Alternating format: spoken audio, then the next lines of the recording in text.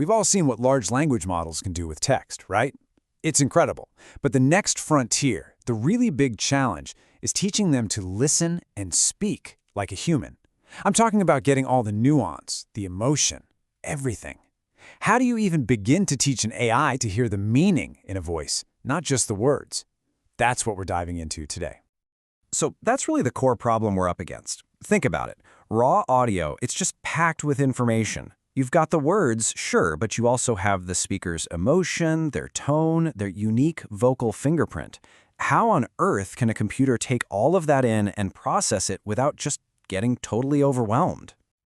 Okay, so the very first step is you've got to translate that raw, messy sound wave, with all its peaks and valleys, into a format that an LLM can actually make sense of. It's like we need to convert this rich, analog signal into a digital language that the AI can read. And that language is made of something called audio tokens. You can think of them as the Legos of sound for an AI. Just like a sentence is built from individual words, a whole chunk of speech gets broken down into these little manageable pieces, these tokens, so the AI can process it step by step. But, and there's always a but, right? This is where we run into a major problem. The way we've been doing this, creating these audio tokens, it's just not working that well. It actually creates this huge data overload for the AI. Problem number one is what you could call limited universality. Right now, models are specialists. You've got one AI that's a pro at recognizing words, but it's terrible at actually speaking. Then you need a totally different one for generating natural-sounding speech. What we really want, the holy grail really, is a single generalist model that can handle everything from understanding the words to conveying emotion. And the second big issue is bitrate. Basically, the current methods just generate a ridiculous number of tokens for every second of sound. The paper uses this great analogy. It's like overpacking a giant suitcase for a one-day trip. You're lugging around way too much stuff you don't need, and it makes the whole process slow, clunky, and super expensive in terms of computing power. So to tackle both of these problems, the specialization and the data overload, researchers have come up with a new, smarter solution. And it's called FocalCodec. So what's the big advantage here? Well, FocalCodec hits both of those problems right on the head. First, it's a true generalist. It's great at both understanding speech and generating it. Second, it works at an ultra-low bitrate. It packs that suitcase perfectly. And maybe the biggest deal of all is that it does all this with a single, simple audio stream, which just makes the whole AI architecture so much cleaner. Okay, so how does it pull this off? How can it be so efficient and so good at the same time? Let's dive in and take a look at the secret sauce behind FocalCodec. The architecture is surprisingly simple, really. It's just a clean three-step process. First, you have the encoder. It takes in the raw audio and basically squishes it down into a compact representation. Next comes the quantizer, and this is the really clever bit. It takes that representation and turns it into those super efficient audio tokens. And then finally, you have a decoder that can take those tokens and reconstruct the original audio.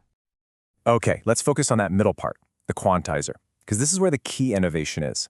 It uses this technique called binary spherical quantization. Now that's a mouthful, but the core idea is shockingly simple. It's just a really powerful way to create the tokens by making a super basic yes or no decision about the sound. And this is what's so cool and kind of counterintuitive about it. Instead of some crazy complex system, it pretty much just asks, is this value positive or negative? That's it.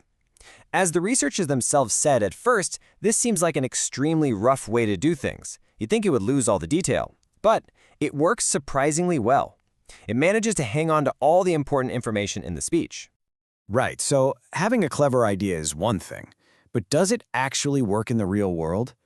To prove that FocalCodec really is this universal tool they claimed it was, they had to put it to the test. And I mean, they really put it through its paces across a ton of different audio jobs.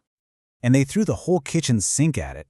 For the understanding part of the test, they checked if it could recognize words, tell who was speaking, and even pick up on emotion. Then for the generating side, they tested how well it could create high-quality, natural-sounding speech from just text.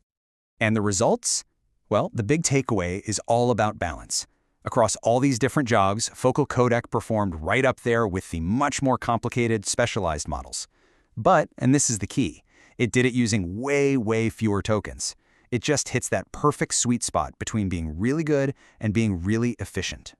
And you might be thinking, okay, it's efficient, but does the audio sound bad? Nope. All that efficiency doesn't sacrifice quality.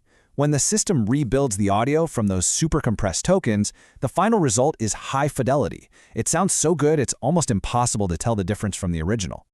Okay, so this is all really cool tech, but what does it actually mean for the future of AI? This is where we zoom out and see why a breakthrough like this really matters for everyone. Here's the bottom line. By simplifying everything down to just one efficient audio stream, FocalCodec really opens the door to the next generation of AI.